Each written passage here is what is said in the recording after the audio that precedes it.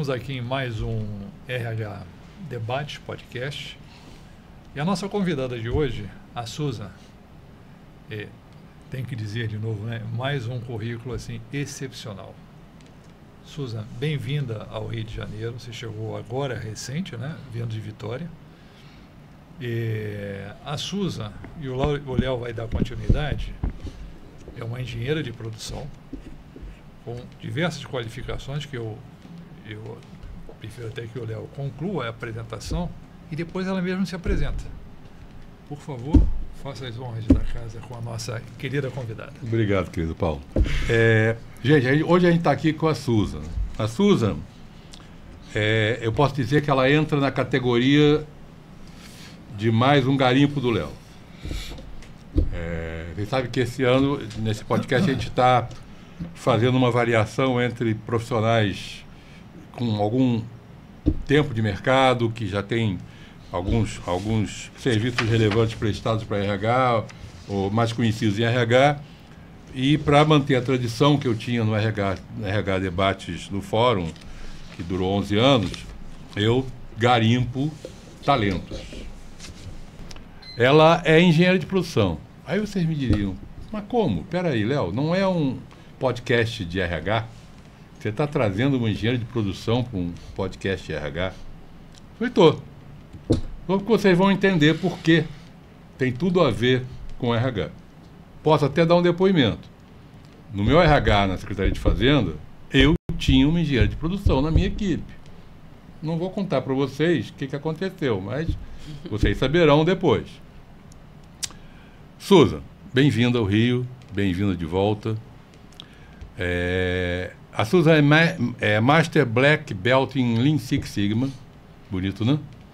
Especialista em processos, cientista de dados, engenheira de produção e matemática. Mais uma vez, bem-vinda. Você se intitula uma mestre faixa preta em Six Sigma. Você é quase um Bruce Lee. Você pode se apresentar e contextualizar isso para a gente? Léo e Paulo, muito obrigada pelo convite. Estou super feliz de retornar ao Rio e retornar sendo recebida por vocês. Bom, Master Black Belt, né, uma trilogia do Lean, no qual começa lá embaixo com White, Yellow, o Green, o Black e finaliza com Master Black Belt, ou seja, chega no topo ali da cadeia para falar de Lean, para falar de pensamento sistêmico. Então, o que a gente pode fazer dentro de uma área empresarial em desperdícios que a gente possa mitigar, né, e, de fato, auxiliar não só os gestores, as áreas se falarem de forma mais sinérgica, de forma mais simples, auxiliar, de fato, as pessoas a executarem melhor as suas atividades com melhores pensamentos, melhores versões. Então, o Lean permite, por meio de 8 desperdícios, identificar não só o Lean, né, como toda a parte ali que vem do sistema da Toyota, trazer essa abordagem fácil para as empresas. O que pode ser agregado na hora que se revê um processo, que se identifica qualquer tipo de gargalo. Então, esse é um pouquinho do pensamento sistêmico do Lean. Você assusta muito as pessoas quando entra para fazer uma auditoria, na realidade é uma auditoria que você faz, né? Qual é o nível de temor ou de estresse que as pessoas têm quando recebem você, faixa preta? Total, Paulo. Às vezes as pessoas nem sabem dessa trilogia, não têm o conhecimento do que é de fato o Lean, mas quando fala área de processo, as pessoas temem, né? As pessoas já acham que de fato vai ser auditada, que vão ser demitidas, e não é esse o pensamento que o profissional de processos deseja fazer. O profissional de processos, ele entra na área para averiguar o que pode ser melhorado. Então, assim, tem algum desperdício que possa ser resolvido, que possa ser sanado? O que tem dentro da casa que possa auxiliar, sem precisar gerar um pouco mais de custo? Gera, sim, um temor. Infelizmente, ainda gera. Mas a gente precisa mudar esse conceito, esse modelo mental de como se receber esse profissional de processo. Então, assim, não derrubei ninguém ainda, mas dá um temorzinho, dá um medo. Você encontra resistência na parte colaborativa dos funcionários quando você vai fazer esse trabalho? Total. Muita resistência. Na hora que vai fazer um estudo do processo, na hora que vai mapear o processo, o próprio colaborador, que é, assim, um ponto principal, às vezes até o protagonista ali do processo, porque ele tem uma narrativa total da história, ele não tem esse conhecimento, ele não tem esse pensamento. Então, ele já aumenta as barreiras e não apresenta pra gente, de fato, o que acontece com o processo. Por quê? O medo surge primeiro, ele já acha que quando for auditado, ele vai ser demitido, então ele não vai apresentar o que ele faz, então ele esconde. Muitas das vezes. E quando a gente fala em geração também, né, que a gente tem diversas gerações dentro da empresa. E como é que você lida, desculpa, olha só, você vai lá. Pergunta, com esse problema de geracional dentro das empresas, que as gerações se conflitam também, como é que isso funciona quando você vai fazer uma auditoria? Existe um modo para auditar uma determinada geração, outro modo para auditar outra, ou não há? O problema é só eu ir no problema e resolver e tentar trazer uma solução. Como é que funciona isso? Se você me permite, Paulo, eu até trocaria o nome e a palavra auditoria, de auditar, e sim estudar, né? Porque é um bom estudo. Sim, quando a gente fala de área de processos, é estudar, de fato, o que está acontecendo dentro da área. Se a gente já colocar assim, auditoria, já vai começar a assustar aqui os seguidores do RH Podcast. Então, o que acontece quando a gente tem várias gerações?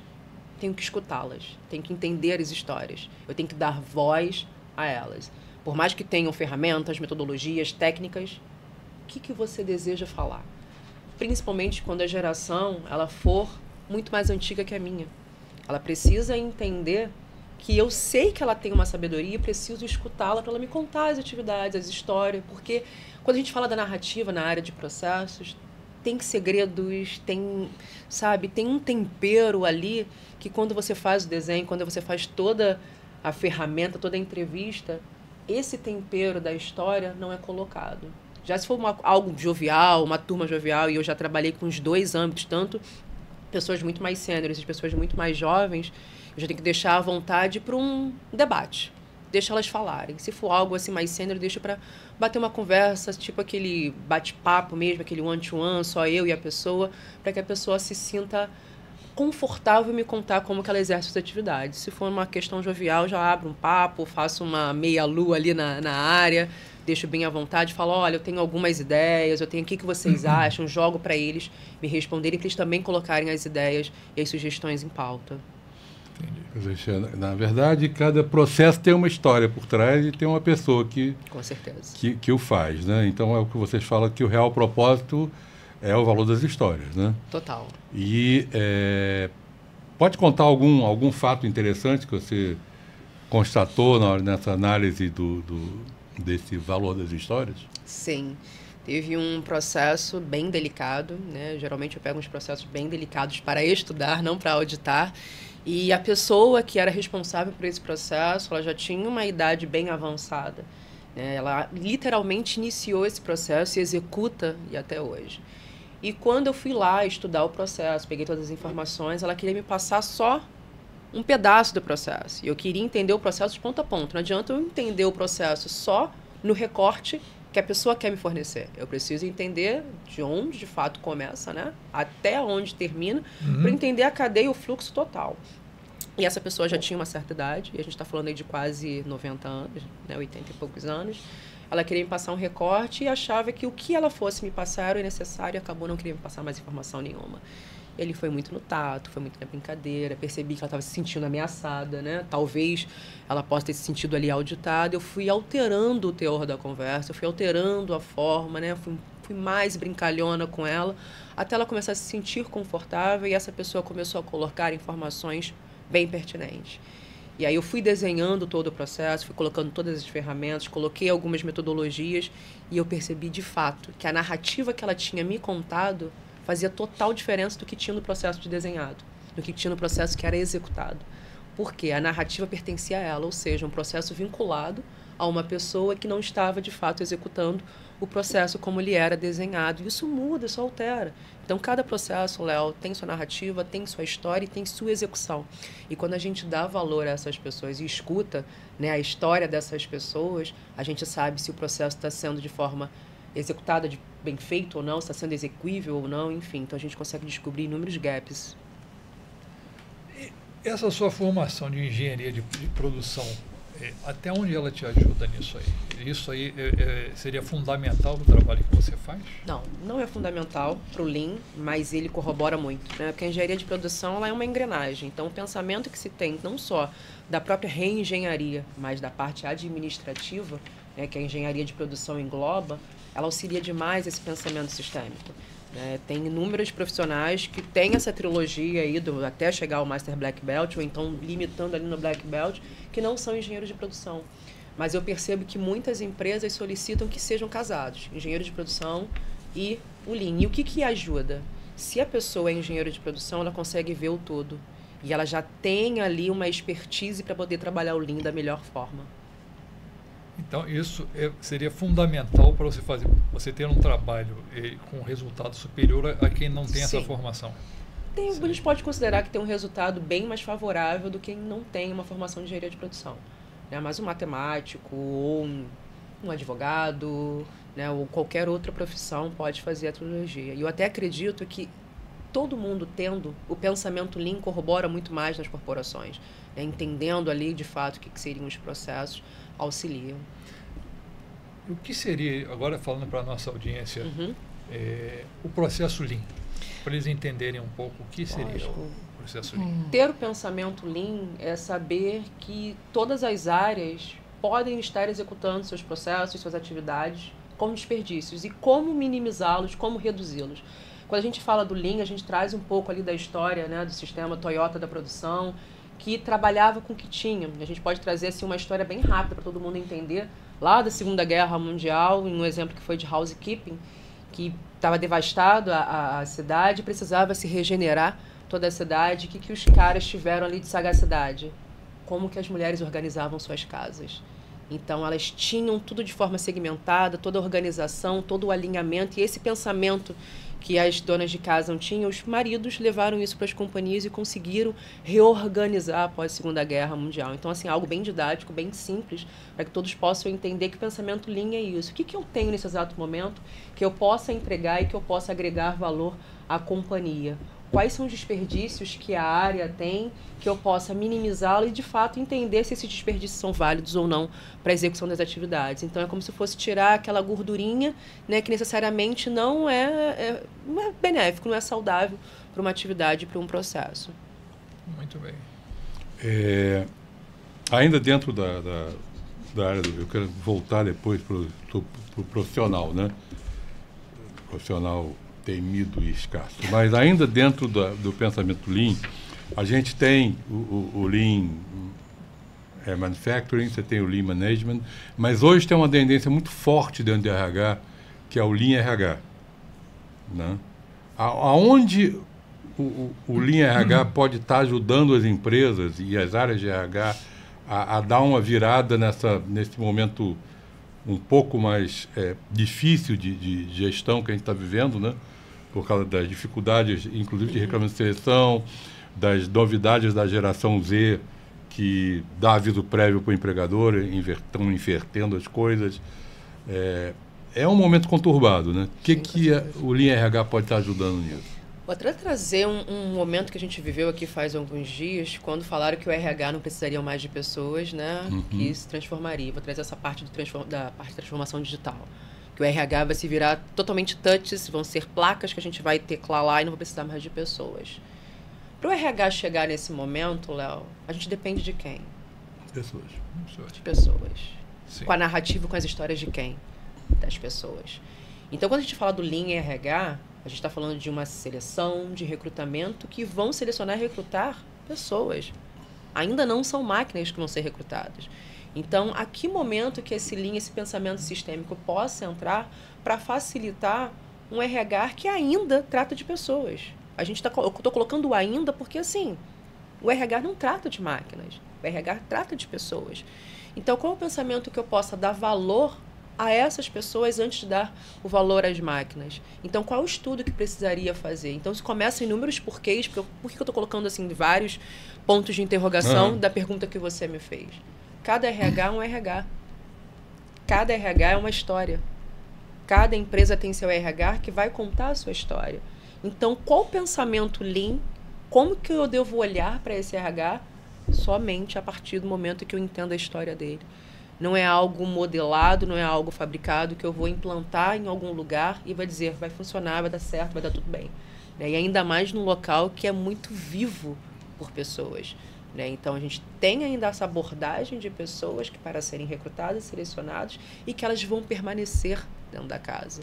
Então, eu não posso simplesmente colocar máquinas e dizer que o RH vai ser totalmente por touch, sem antes saber dessas histórias. Até mesmo, Léo, para que antes que se tornem os touches ali dos RHs, para facilitar, preciso solicitar a questão de reembolso de viagem ou de médico ou qualquer outra atividade, qualquer outra tarefa do RH, eu preciso lembrar o seguinte: para esses processos se transformarem de forma digital, eu preciso passar pelas histórias das pessoas para que esses processos se tornem de forma exequível e assertivos.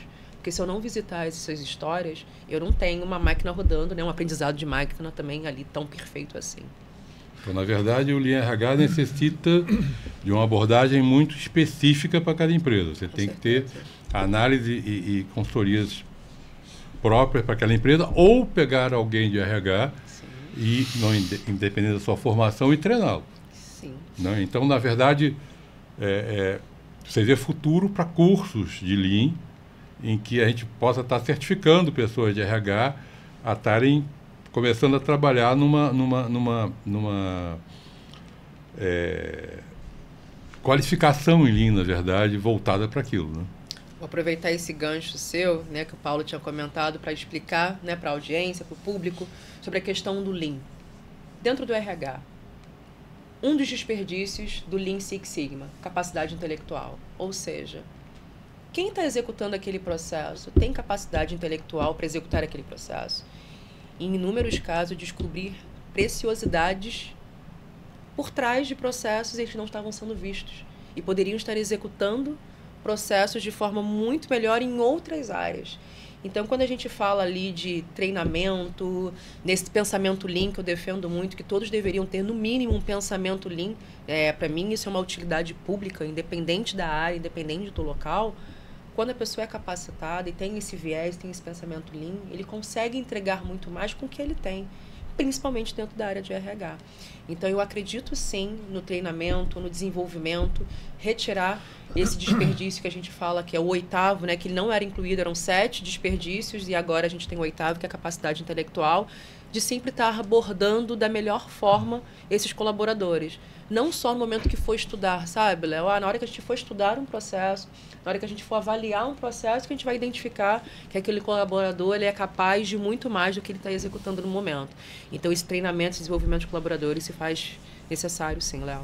Me diz uma coisa, Susan. Nós temos um caso recente na Amazon que foi bem interessante. Eu estava lendo respeito a esse processo. A Amazon, há um tempo atrás, ela foi eleita como a pior empresa para se trabalhar no mundo. E os especialistas foram tentar entender por quê. Uhum. Eles haviam automatizado uma série enorme de procedimentos. Então, o funcionário ou a funcionária ficava com um tablet. Então, ele tinha um determinado tempo para poder deslocar as mercadorias para o empacotamento. Então, ele tinha que chegar na determinada prateleira, ler o código de barra, colocava aqui, mas a outra mercadoria estava do outro lado, ele tinha que correr para o outro lado porque ele tinha tempo, né? Se ele ultrapassasse o tempo, ele começava a ter descontos no salário dele. Bom, isso acabou sendo tema de uma convocação do Jeff Bezos pelo Congresso americano, e todos achavam que ele ia tentar fazer alguma justificativa, e na audiência em que ele esteve no Congresso americano, ele disse que realmente a Amazon é o pior lugar do mundo, sim. Aquilo ali era desumano. Na sequência, ele automatizou toda a área de produção dele, de embalagem, quer dizer, as pessoas perdendo os empregos, e hoje ele tem robôs que fazem tudo isso. Eu faço essa observação inicial porque você, ainda há pouco, falou sobre a automação do RH. No RH seria possível automatizar dessa forma, ou, pelo menos no meu entendimento, o fator humano ainda é essencial? Você também enxerga assim? Qual é a sua opinião a respeito disso? Paulo, pessoas sempre vão ser pessoas. No caso, para mim, pessoas são insubstituíveis. Elas têm memórias, elas têm histórias, algo que máquina vão ter memórias e histórias, mas elas não têm a essência. Máquina não tem isso. Chegaremos em algum momento que as máquinas se falarão e eu acredito que as pessoas tenham momentos mais de lazer. Se for por esse viés, eu concordo, eu apoio, porque a gente tem um momento, sabe, de vida tão sacrificante. Essas pessoas, né, até uma lei que saiu, trabalhar 6x1 e etc. E quando a gente fala de automatizar todas as áreas, o RH ou qualquer outra que seja, se for para dar favorabilidade, vida para essas pessoas, eu acredito que isso seja viável. Mas aí a gente entra num problema que aí você gera desemprego. Por exemplo, todas as pessoas que trabalhavam de uma maneira realmente, como o próprio Bezos admitiu, né, que era inumana, ficaram desempregadas. Como é que a gente resolve essa equação? Então, era isso que eu ia finalizar agora. Por quê? A partir do momento que dê uma favorabilidade de vida para essas pessoas vão se tornar analíticas do que a máquina está fazendo e não executores. A gente tem muitos executores hoje nas empresas, nos locais, né, que poderiam estar analisando de fato o que essas máquinas estão entregando. E aí cai para um ponto que o Léo acabou de falar. Elas têm capacidade para analisar ou elas só têm capacidade para executar? A gente está num momento de vida, num momento assim completamente disruptivo. Vamos acelerar o digital, mas a gente precisa lembrar que nem todos ainda têm essa sagacidade. A gente tem gerações, diversas gerações, não é só a geração Z que ainda está presente, ainda tem geração ali dos baby boomers ainda presente nos locais de trabalho. E como que estão a mentalidade dessas pessoas para esse digital que está entrando? Né? E eu te dou um exemplo muito claro. Às vezes eu estou conversando com minha mãe não sabe operar ainda no celular. E ela não tem nem 80 anos. E ela se sente incapaz, né, porque ela não consegue fazer algumas coisas no celular. Então, como que estão essas pessoas dentro do local de trabalho? Será que já é o momento, né, de pegar países aí que já tem vários locais automatizados completamente e colocar para a nossa realidade? E aí eu estou puxando essa realidade para o Brasil. Então, assim, um passo de cada vez, passos e passos, step by step.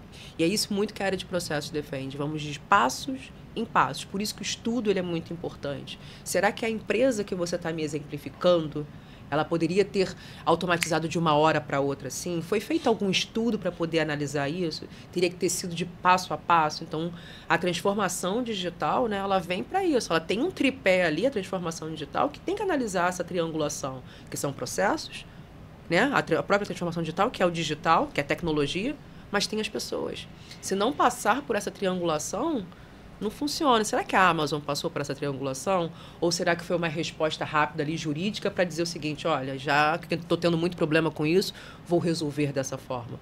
Então, eu sei que tem essa questão do desemprego, eu sei que isso é ameaçador, ainda dita ali um medo para as pessoas, mas qual é a realidade das empresas para poder chegar nesse momento? Eu acredito que a gente não chegou nesse momento ainda de completamente automatizado, sabe? Principalmente no Brasil, né? Porque a gente tem um problema educacional muito grave.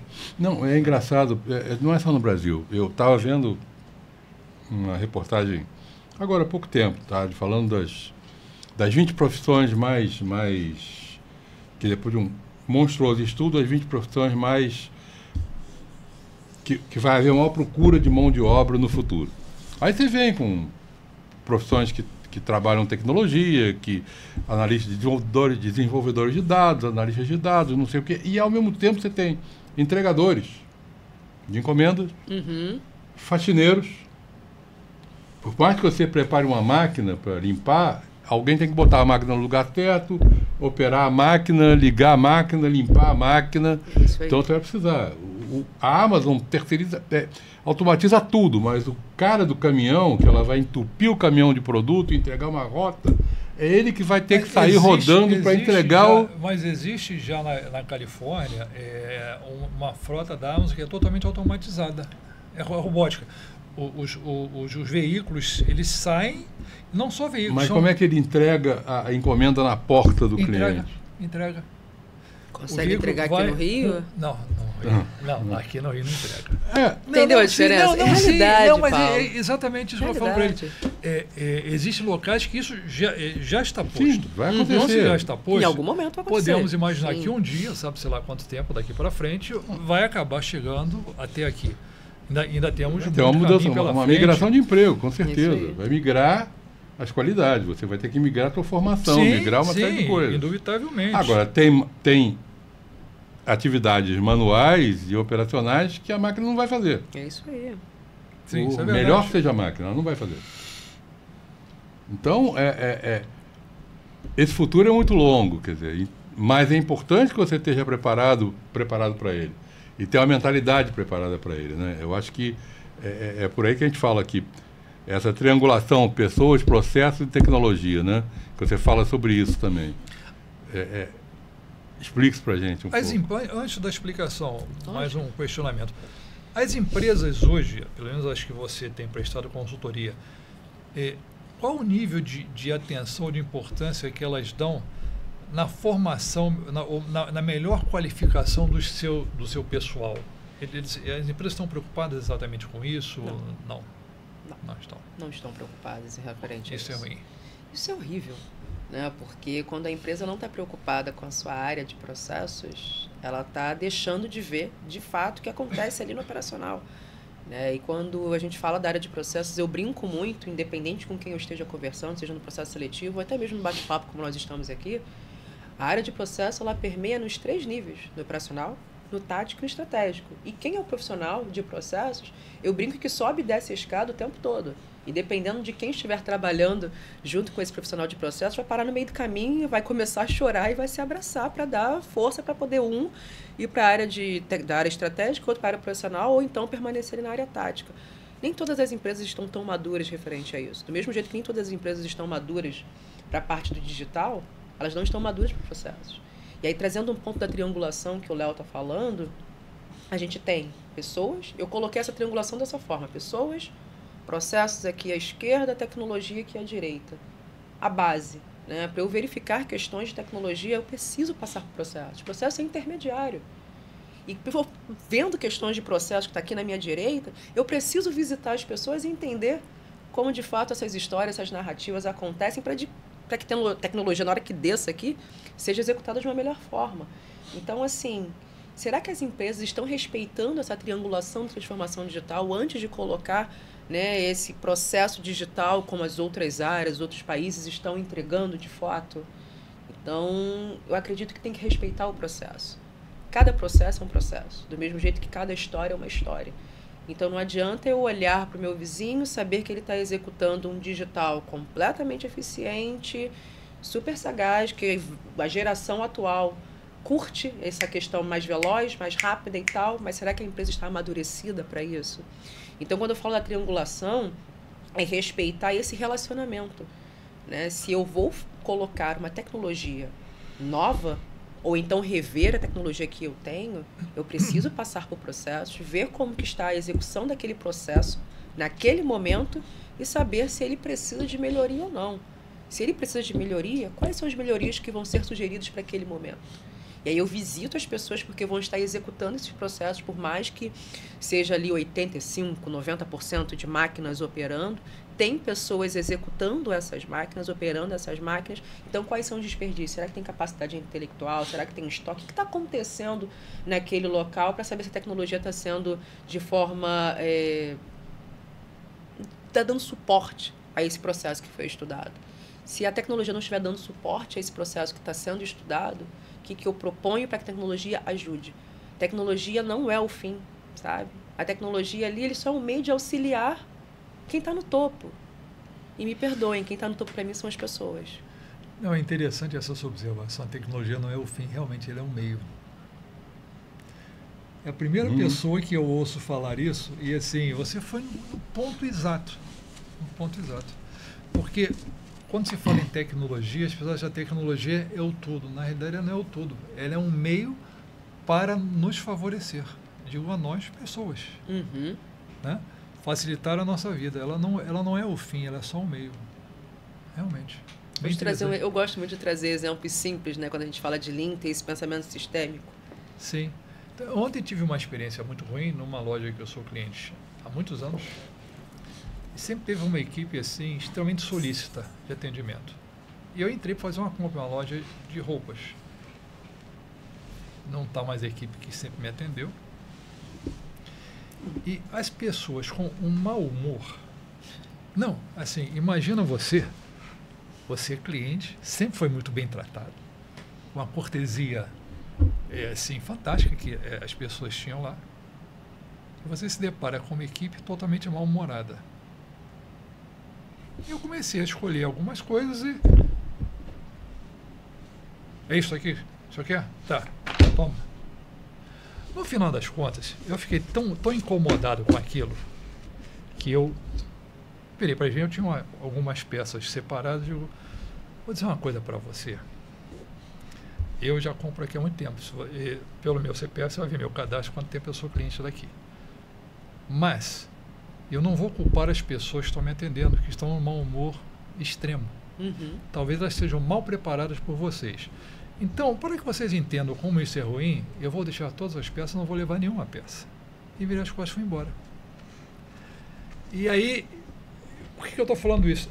Assim, talvez eles não estejam preocupados com a preparação de quem eles estão colocando. Então, voltamos àquele assunto. Quem está lá em cima, talvez não esteja olhando para isso. E eu deixei todas as peças lá, saí, eu digo, não vou levar não, muito obrigado, e virei as costas e fui embora. Ali eu não entro mais. Né? Então, pode parecer pouca coisa, assim. Eu sou só um cliente, quer dizer, não faz diferença, mas quantas pessoas talvez tenham saído sem falar nada e não vão mais voltar ali por causa do péssimo atendimento? Sei. E eu não estou culpando e não fiquei aborrecido com quem estava me atendendo. Digo, estão mal preparados. Quer dizer, quem deveria ter a obrigação de preparar bem as pessoas, talvez pegou, assim, pegar no varejo, bota aí para vamos mais adiante, né? Voltando um podcast atrás, sim. É um varejo de luxo, mal ou bem. Sim. Um recrutamento não humanizado para varejo de luxo, uma liderança mal preparada e humanizada para varejo de luxo, que logo essa loja, continuando assim, deixará de ter um varejo de luxo. Sim, exatamente. Com certeza, deixará de ter até um varejo, né? Sim. Então vamos ver o podcast da Bruna Hulig, que a gente vai entender isso, viu? RH Debate Podcast funciona aí. Mas isso tem a ver com o que você também falou, quer dizer, quando eu te perguntei se as empresas estão preocupadas na qualificação do seu pessoal. Acha que é um gasto, né? Sempre acredita que o desenvolvimento, o treinamento das pessoas, dos colaboradores, vai ser um custo e não um investimento. Aí só dei uma pergunta rápida. Lógico, à vontade. Né? Aí as empresas, quando te contratam, o que elas estão esperando? Que realmente você faça um redesenho dos fluxos ou você propõe uma redução de quadro? Olha, a maior parte das empresas, quando me contratam, acha que eu faço parte do corpo de bombeiros para apagar os incêndios. Falar, tá tudo resolvido, não tem mais incêndio. Vamos reduzir o quadro também, você. Literalmente também, né? Vamos reduzir o quadro, vamos apagar o incêndio, tá tudo resolvido. Eu brinco até muito que o profissional de Lean Six Sigma, o profissional de processos, ele é suicida. Por que as empresas acreditam, Paulo? Olha, vamos contratar esse profissional, ele vai resolver o nosso problema e daqui a pouco tchau. Não dá continuidade. Por isso que nem todas as empresas estão amadurecidas na área de processo. Eu acho que a área de processo é uma fase. A gente vai resolver aquele momento, vai identificar o que está acontecendo, e tchau. E aí, às vezes, as empresas querem que esse profissional esteja lá para justificar as demissões. Tem a desculpa, né? Entendi. Isso aí. Trago um ponto aqui, um exemplo que você me lembrou agora, Léo. Uma empresa que eu trabalhei, foi na área ali de marketing e tal, o gestor pediu, participa dessa reunião, chama a Susan. Ela é profissional de processo, chama a Susan para essa reunião, para a gente fazer ali um projeto, tocar, identificar algumas questões que estão acontecendo nesse projeto de marketing e tal. Fui acessar essa reunião. Na hora que eu acessei a reunião, fiquei lá escutando, entendendo. Quando eu fui ver, era só uma questão boba de IP. Máquina, sabe? Era só uma troca de IP, mas que não justificava esse gestor, de fato, o projeto, a magnitude que ele queria. Se ele tivesse o pensamento Lean, Paulo, ele saberia vender para a diretoria e falar, olha, a gente não precisa mais gerar esse custo para o projeto que eu estava vendendo, porque é só uma troca de IP e etc. Então, a gente está tendo uma redução de custos. Então, quando a pessoa tem esse pensamento Lean, independente dali se for da área estratégica, da área tática, da área operacional, a gente consegue reverter. Mas o pensamento ele é tão fechado e as barreiras, às vezes, são tão altas, até mesmo para os gestores, de ter esses profissionais de processo para favorecer o que eles querem e não para, de fato, alterar o que precisa. E aí, por exemplo, a experiência ruim que você teve ontem vai continuar porque não estão de olho nisso, estão de olho em momentos, né, que, de fato, não se tornam ali depois a história. Como é que a gente conscientiza, quer dizer, a alta administração de uma empresa, e não é só, no caso, o varejo, enfim, pode ser até uma empresa petrolífera ou dona de posto de gasolina, Porque tem locais e locais, eu abasteço determinados locais porque eu tenho, primeiro que eu confio na qualidade do que estão me vendendo, o preço está justo, está dentro do mercado, e eu tenho um atendimento excepcional. Então eu tenho determinados postos, são aqueles que eu paro, a não ser se eu estiver viajando de carro, aí também não tem jeito. Mas no meu dia a dia tem aqueles locais que são os preferidos. Como é que, existe algum meio de conscientizar a alta cúpula, dizer assim, qualificar pessoal é lucro, não é custo, é diferente, né? O seu trabalho também se dá nisso ou não? Então, com a certificação que eu acabei de tirar, permite fazer com que as pessoas e os gestores independentes de áreas tenham esse pensamento Lean, né? E eu acredito que seja super favorável a alta cúpula, o pessoal da estratégia, ter esse conhecimento. Porque não adianta eu estar com a operação lá executando, funcionando, só a base, ter esse pensamento de processo, esse pensamento de Lean, se eu não tenho isso da gestão. Então, é uma disseminação. E quando a gente tem nas 3 áreas, né, esse investimento, de fato, vai se tornar um lucro lá para a cadeia de valor do processo da empresa. Então, é bem pertinente ter esse desenvolvimento, independente de quem seja. E aí eu trago esse ponto, Paulo, porque algumas empresas acreditam que o desenvolvimento dos colaboradores tem que ser sempre só da base. Não, tem que ser dos 3. Todos têm que ser desenvolvidos. Né? Não é, desculpa te interromper, não é só falar de liderança para quem é liderança. Liderança também tem que falar para quem está na base, para quem está no meio do caminho, né? Porque eles sabem ser, né, fazer parte de uma liderança. Mas às vezes eles querem dar voz a essa liderança sem entender o que é liderança. Sabe esse jogo assim, vou falar como se eu não sei o que é. Sim. E a gente vê isso, e eu trabalhei com uma mega seguradora, não vou citar o nome aqui, mas enfim. Eu vi muitos casos que quem está de fora pensa assim, aquilo ali é um relógio suíço. E quando a gente olha lá de dentro, não é relógio suíço não, o negócio é bagunçado, em que você pega uma pessoa que não tem qualificação para a área que ela está sendo, não que ela não seja qualificada, mas para a área que ela está sendo determinada, e coloca essa pessoa aqui que tem qualificações enormes para outras coisas. E ela chega nessa área que foi destinada a ela, e é um desastre. Porque ela não era... por exemplo, vou pegar um médico para ser um diretor de engenharia. Não vai dar certo, o melhor médico que ele seja, ou vice-versa. Isso eu vi muito dentro de uma mega empresa, dizer assim, meu Deus do céu, o que eles estão fazendo? E às vezes eu me pergunto, será que quem está lá em cima não consegue enxergar um negócio desse? Qual é a sua experiência nisso? Quando você pega um abacaxi desses para poder resolver, já chegou o momento de você dizer assim, cara, será que eles não conseguem perceber que está tudo errado aqui? Eles não têm, se tem visão para ter uma empresa no porte que está, não conseguiram enxergar uma coisa que aparentemente seria... Você se depara com esse tipo de problema? O tempo todo. Quando o problema não se torna eu mesma, né? Porque eu adentro a empresa e sou contratada para, né, ali como corpo de bombeiros para resolver aquele incêndio naquele exato momento. E aí a própria gestão, a própria liderança se sentem ameaçados. Vou falar, caramba, tenho domínio de algumas coisas que eu não tenho. E, de fato, quando se fala dessa área, por mais que seja redundante, eu esteja repetindo, falando da área de processos, quando um profissional de processos adentra uma empresa, ele consegue pegar no ar o que está acontecendo. É muito rápido, porque ele tem esse pensamento sistêmico, ele sabe ali das 3 áreas, então ele já detecta muitas coisas muito rápido. Então ele já sabe até como que a empresa funciona, como a empresa opera.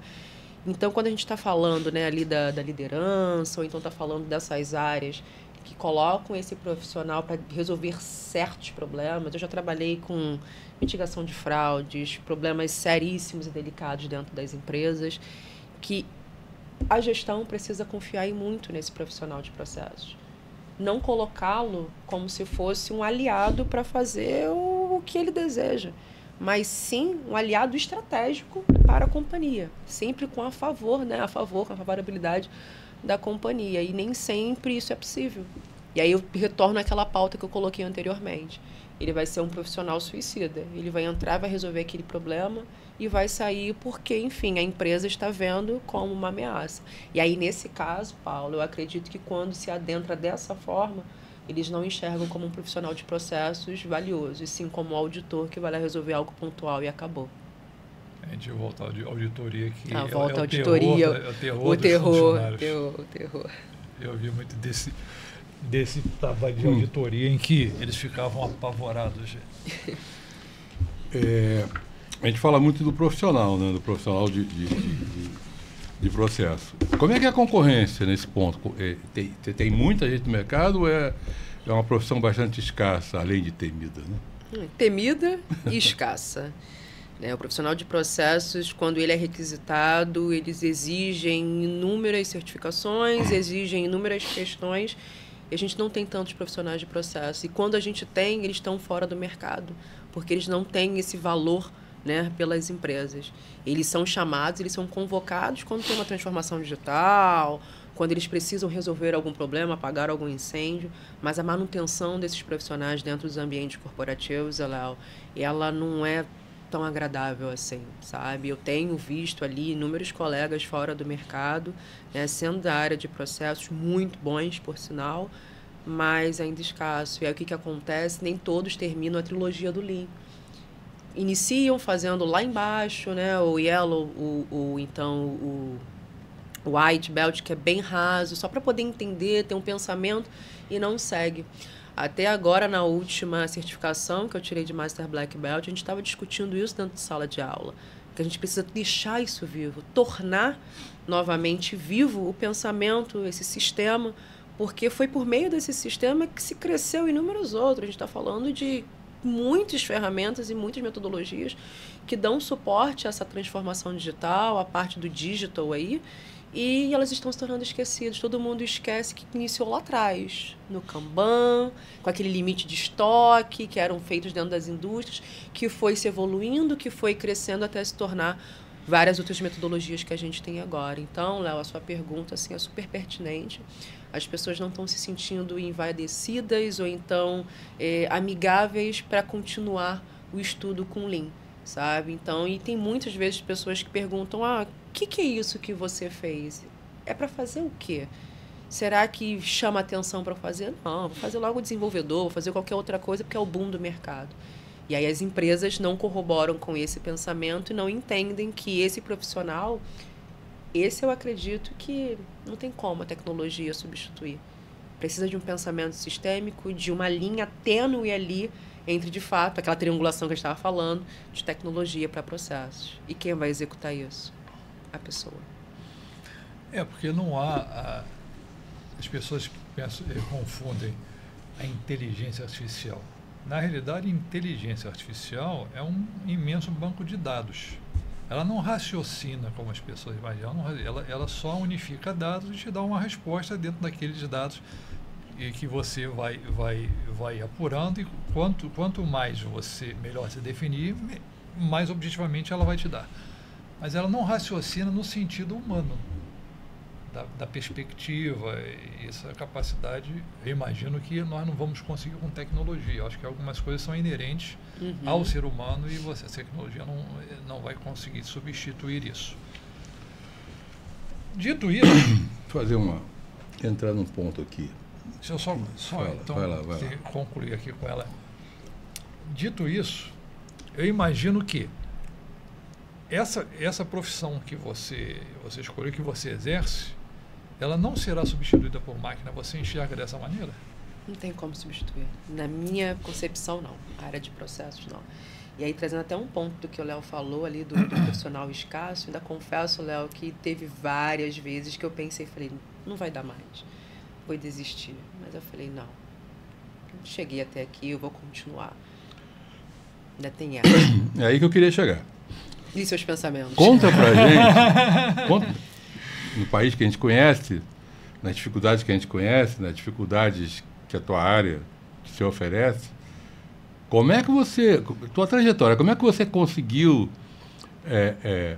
chegar no Master Black, né? Esse teu caminhar, como é que você conseguiu passo a passo está chegando lá e forças para chegar lá, e aonde que, se alguém tiver interessado, né, aonde que existe essa formação? Aonde que, aqui no Brasil, aqui no Rio de Janeiro, pode-se fazer uma formação dessa?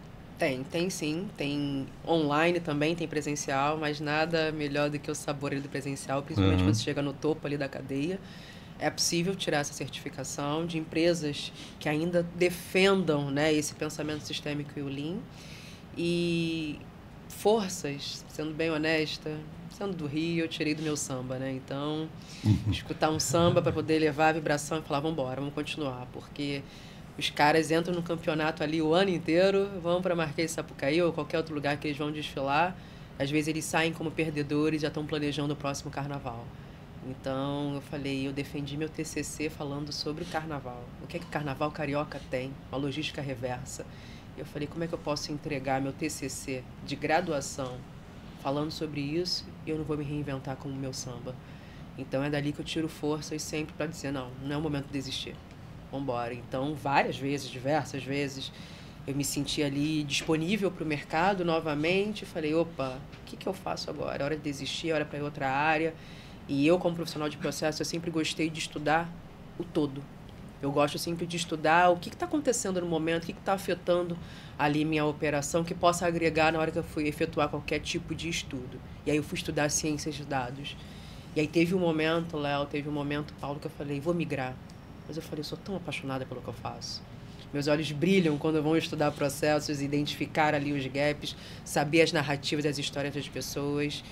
De vez em quando bate uma deprê, falo, não vai dar certo. E aí eu boto um samba, escuto. E às vezes eu estou desenhando os processos, escutando samba, escutando para poder dar o gás ali, para poder entregar da melhor forma, com a maior qualidade e eficiência. Então, essa certificação ainda existe. São poucas empresas renomadas que entregam essa qualidade de treinamento. E quem quiser, sintam-se à vontade para fazer o treinamento de Lean Six Sigma. Se não quiser seguir a trilogia total, como eu fiz de Master Black Belt, mas pelo menos tenham noção do que o pensamento Lean fornece, não só para as áreas corporativas, mas para a nossa vida pessoal. O que a gente consegue entregar de valor para o nosso dia a dia. Ter esse pensamento é super válido, como eu disse para vocês, para a minha utilidade pública. E qual o tempo que demora uma formação completa? Olha, no meu caso ali eu dividi bem, eu estou falando aí de 12 anos, 13 anos de carreira, fechando agora com essa trilogia, mas a gente consegue fechar isso em uns 2 anos, uma trilogia de Lean. Eu fui dividindo, né? Claro, não, isso aí é fundamental. De acordo ali com o que eu tinha. Tem que ser, não tem jeito. Porque eu queria... Só essa geração nova aí que quer já sair da faculdade com o doutorado, né? Não, impossível. Até mesmo para poder misturar, né, a praticidade com a teoria. Eu preferi fazer dessa forma. Esse mercado é um mercado promissor para quem quer iniciar nele, que você tem grandes oportunidades no mercado? Sim. Excelentes oportunidades quem trabalha com Lean. Isso aí o Léo pode falar. Ainda mais quando a tecnologia não vai conseguir superá-lo. Então, sim, é do futuro. É isso aí. Não tenha dúvida. Com certeza. Muito bem, meus amigos. Então vamos lá, vamos continuar mais um pouquinho. Eu tenho uma dúvida. No processo de Lean mesmo, né, do Lean lá, raiz, a gente tem algumas nuances interessantes, que você falou do pessoal na guerra que foi buscar o que a dona de casa fazia, né? No Caiban você tem algumas experiências também interessantes a respeito disso. Hoje, qual seriam os exemplos de fora do trabalho que você consegue trazer para dentro de uma análise de processo, que você possa estar ajudando a empresa a estar desenhando aquele caminho, aquele processo novo? Teve um case bem interessante, no qual eu utilizei muita criatividade para resolver um processo. Foi quando eu trabalhei pegando um pouco ali da área hoteleira. E, enfim, né, vou acabar contando um pouquinho aí da história. Foi bem assim. Isso é importante, é bom. É interessante. Nos primórdios ali da engenharia de produção. E precisava entregar para esse cliente uma nova área que os processos se tornassem muito mais fluidos. E aí, nesse caso, se criavam filas imensas para o atendimento porque os colaboradores não conseguiam pegar seus uniformes. E aí, ou seja, eram 2 filas imensas, né, para os clientes que precisavam acessar esse hotel e os colaboradores precisavam adentrar o hotel para, de fato, trabalhar e atender esses clientes que já tinham gerado fila. E aí, fui convocada. Chama a Susan. E aí, nesse caso, quando eu adentrei ali esse hotel, verifiquei a área que estava sendo estudada, eu falei, vamos colorir a área. Todo mundo, como assim? Eu falei, não, vamos colorir esses uniformes, vamos fazer com que as pessoas identifiquem seus uniformes por cores, a gente vai colocar uma numeração e tal, mas quem são essas pessoas que estão acessando o hotel para trabalhar? Quais são as capacidades intelectuais que essas pessoas têm? Eu posso colocar algo muito misterioso, muito mirabolante para essas pessoas acessarem. Elas querem praticidade, querem agilidade. Tem uma fila sendo gerada lá fora, né, dos clientes tentando adentrar o hotel e não estão conseguindo ser atendidos. E aí eu colori essa área, coloquei vários segmentos, né, dos uniformes com cores, então as pessoas chegavam e tendo uma pessoa lá referente para entregar esses uniformes, o próprio colaborador já dizia, meu é do roxo, meu número é tal. Então, o colaborador que estava ali entregando esses uniformes já ia na seção roxa, já pegava, já entregava. E isso fez uma agilidade, porque todo mundo fala assim, métodos ágeis. Calma. O que seriam métodos ágeis para você, de fato, entregar a celeridade, né, que é esse pensamento ágil que as pessoas defendem hoje. Então, foi uma brincadeira. Colorir uma área para poder entregar celeridade e, com isso, retirar a fila que foi retirada. Então, eu trabalhei ali as pessoas que, de fato, adentravam os hotéis com uma coisa muito simples, visual, identificava, tinha uma numeração, a pessoa que entregava esses uniformes se tornou muito mais fácil e muito mais rápido ali para ela, e a gente conseguiu resolver um problema com algo muito simples. Gerou custo para a empresa? Mínimo, porque foram capas coloridas. Você fez engenharia de produção, que é uma área de exatas, engenharia exatas. Em que momento virou a chave e dizer assim, eu quero trabalhar uma área de humanas? Porque recursos humanos é uma área de humanas. Né? Como é que se deu essa conversão? Ou você já tinha essa pretensão e isso foi proposital? Bom, proposital foi engenharia de produção, né? Porque eu comecei com matemática, fazendo faculdade de matemática, mas sempre quis ser chamada de engenheira. E quando eu iniciei ali o estudo de engenharia de produção, tendo todas essas vertentes que a engenharia de produção entrega, que também tem a área de pessoas, eu percebi que a área de pessoas ela ficaria vinculada comigo eternamente. Por mais que eu nunca tenha trabalhado na área de RH, as pessoas fazem parte do meu trabalho.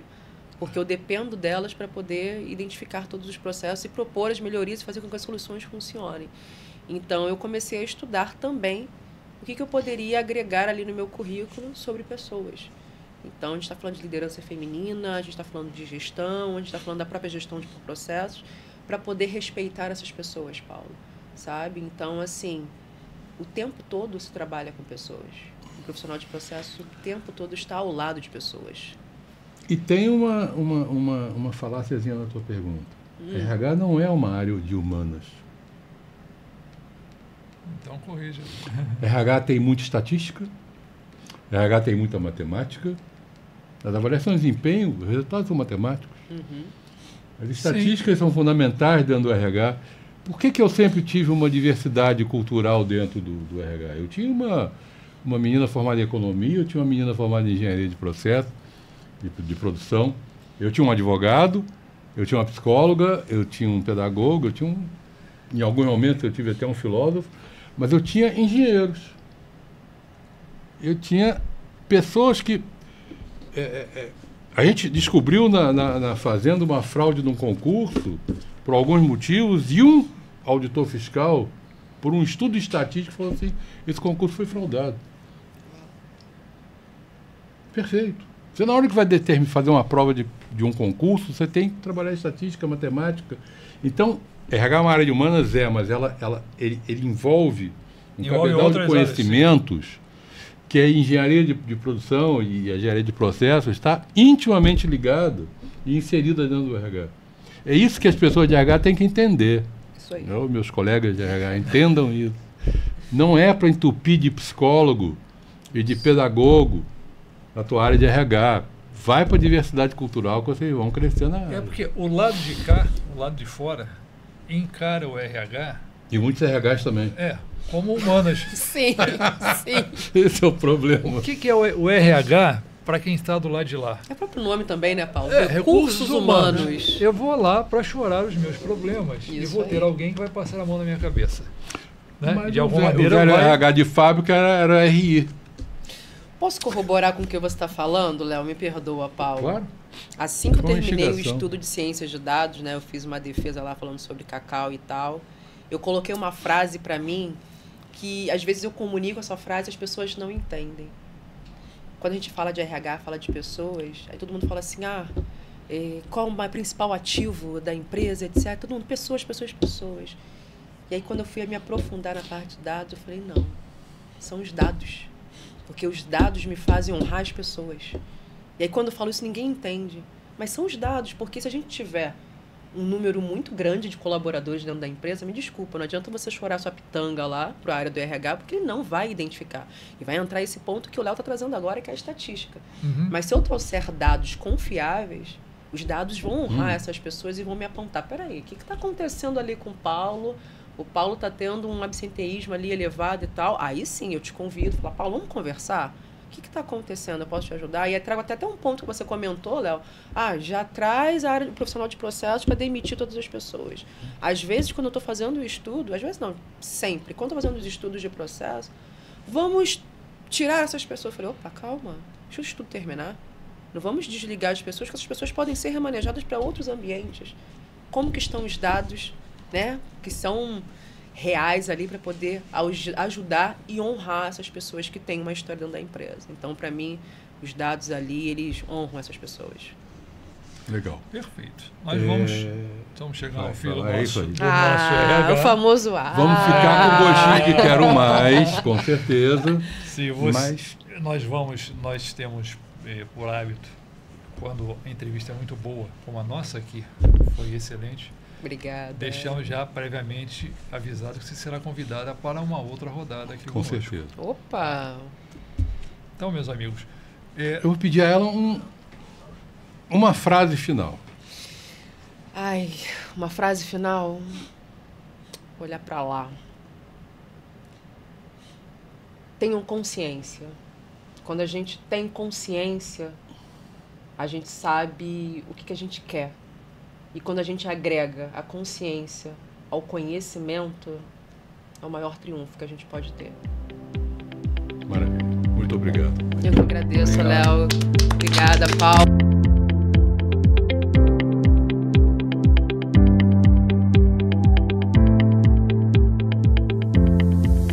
Gente, vamos agora à parte que é fechada para os membros, né? Que a gente fala sempre que a gente tem uma parte especial para aqueles que são membros do podcast, e são algumas perguntas que não fazem parte do todo da entrevista.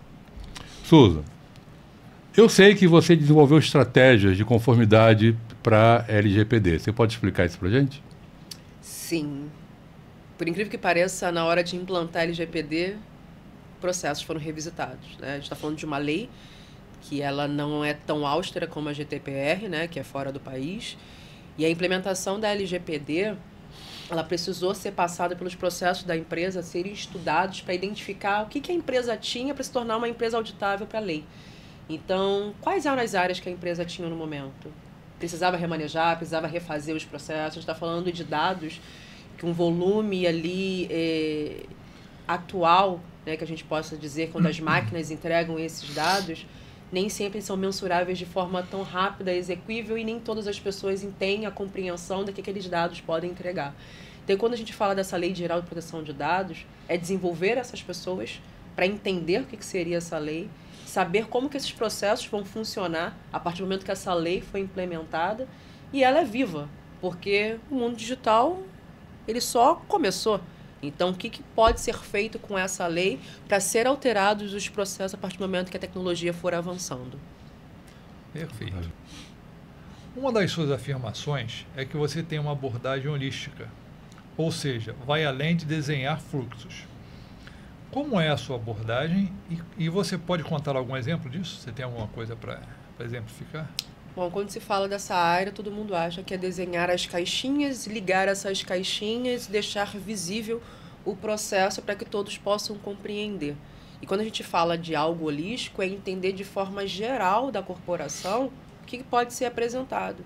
Necessariamente, não precisa ser aquele processo quadrado, sabe? De entregar ponta a ponta como que funciona. Eu posso colocar etapas de forma muito mais lúdica, muito mais dinâmica, para as pessoas possam entender. Então, teve processos que foram desenhados da sua forma tradicional, mas, ao mesmo tempo, elas foram traduzidas de forma com que o público da época ali, ou então da corporação, entendessem o que seriam esses processos. Não adianta eu desenhar algo completamente tradicional e não traduzi-lo para as pessoas entendam e executem. Então, um exemplo muito clássico é, se eu tenho algo tradicional, como que eu posso traduzir para que essas pessoas entendam? Eu preciso fazer algo dinâmico, pintar, como foi o exemplo que eu citei, de colorir a área. Tinha um processo desenhado ali por trás, mas a forma de colorir a área fez com que as pessoas executassem de forma muito mais assertiva. Muito bem. Uma pergunta final. O que é ser Lean na essência? Ser Lean na essência é ter o pensamento 24 horas, pensamento sistêmico. E quando a gente fala de essência, é saber que eu estou entregando eficiência operacional dentro dos ambientes corporativos, mas eu também estou entregando na minha vida. E isso que eu fiz desenhando a minha carreira. Então, como que seria a Susan, né, que estudou, que vai ser ainda, mas como que foi a Susan que estudou, como que está sendo a Susan agora e como que vai ser a Susan daqui a alguns minutos. Então, ter essa essência desse pensamento Lean fez eu justamente terminar agora a minha trilogia de Master Black Belt. Se eu vou continuar, certamente vão ser por outros caminhos que esse pensamento vai me permitir.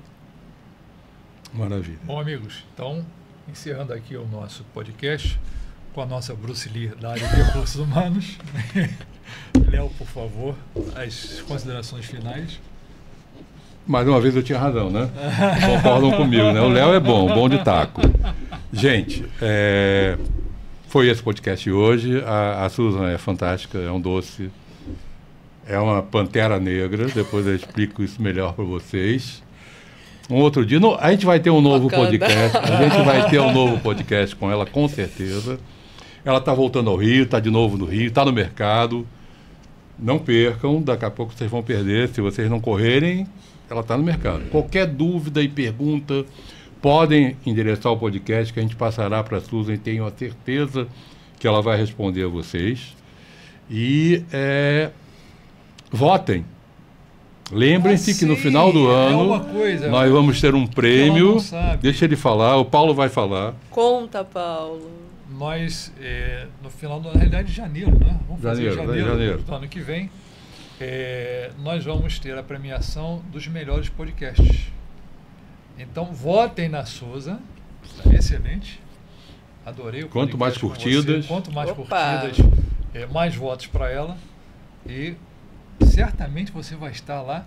Se não for a primeira, está ali juntinho no pódio. Não tenho dúvida disso. É isso aí. Sendo convidada para a festa, eu estou adorando. Com certeza. E vamos botar um samba na festa. Opa! Isso! Samba do Salgueiro. Ela é Salgueiro, mas eu sou verdadeiro.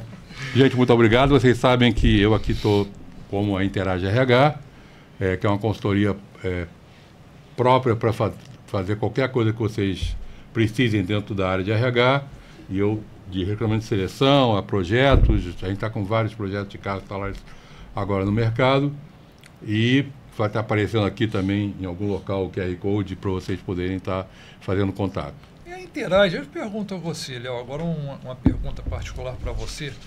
Você, quando entra para trabalhar o processo numa empresa, vamos supor uma empresa de pequeno porte, que parte de benefício você acha que seria mais interessante, mais importante para a empresa, para os seus funcionários?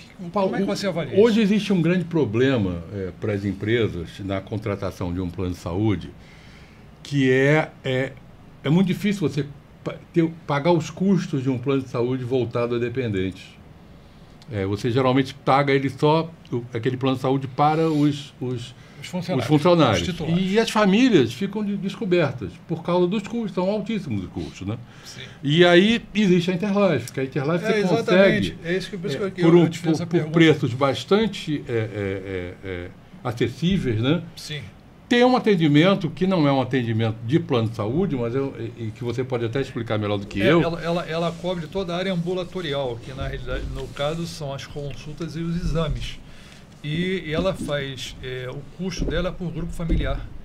E o custo dela é um custo tão em conta que, mesmo que a empresa não consiga ainda assim pagar, vai caber dentro do orçamento do próprio funcionário. Então, vai aparecer em algum lugar aí, as empresas estiverem procurando algo similar, nós teremos aqui um QR Code e todos os links para quem quiser acessar a Interlife, que é uma boa opção, uma boa alternativa. Você tem algum link que você gostaria de passar, depois você nos passa, que vai aparecer aqui na nossa... Coloca o link do LinkedIn. Vai ter o LinkedIn, vai ter o Instagram, vamos colocar tudo da Susan também. Tá certo. Tem que fazer um Instagram, tem que fazer. Hoje em dia não tem jeito. E aí, gente, muito obrigado. A gente já passou de 1 hora.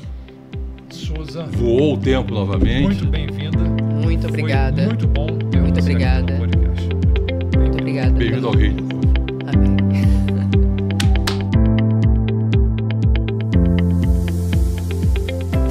Pode colocar o samba do Salgueiro agora? Explode coração. Adoro esse samba.